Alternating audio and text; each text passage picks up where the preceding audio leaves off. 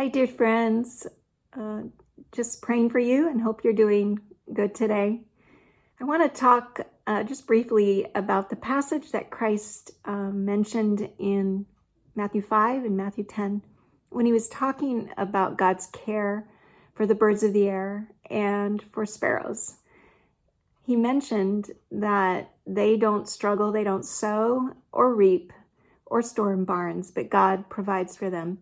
And then in chapter 10 of Matthew, Christ goes even further to say that sparrows are sold two for a penny, and yet God knows when one of them falls to the ground. And he even actually numbers the hair on your head. He's that detailed of a God. And right after that passage, he says, don't fear those that can kill the body and not touch the soul, but fear him, meaning our God, who has control over our body, soul, mind, and spirit. There's a true story of a woman by the name of Cavilia Martin, and her husband Walter and her were in ministry. Her husband went to Harvard.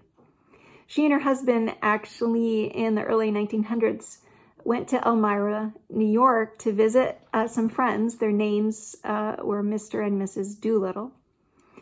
A very special couple who loved God, and Mrs. Doolittle was actually bedridden for 20 years. This is in 1905.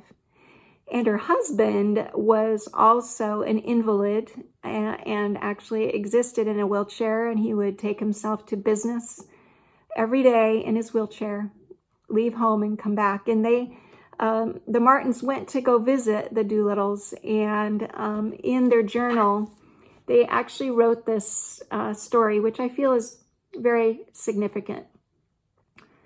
We went to see the Doolittles, true saints of God.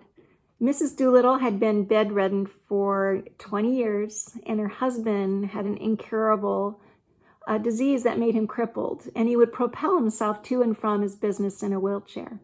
Despite their afflictions, they lived happy Christian lives, bringing inspiration and comfort to all who knew them. One day, while we were visiting with the Doolittles, my husband commented on their bright hopefulness and asked them for the secret of it. Mrs. Doolittle's reply was simple. His eye is on the sparrow, and I know he watches me. The beauty of the simple expression of boundless faith gripped the hearts and fired the imagination of Dr. Martin, that was her husband, and myself.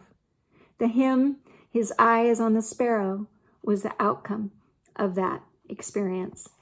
And we know this song, His Eye is on the Sparrow. It's been around for decades now. It's really encouraged us, and I feel it's a song that actually speaks well to our level of trust in God's sovereignty and our surrender to his will in time and what he's accomplishing for us. I think it's important for us to remember that God actually lives outside time, so he's actually in our future right now. He knows the outcome, and he knows the victory that is ours.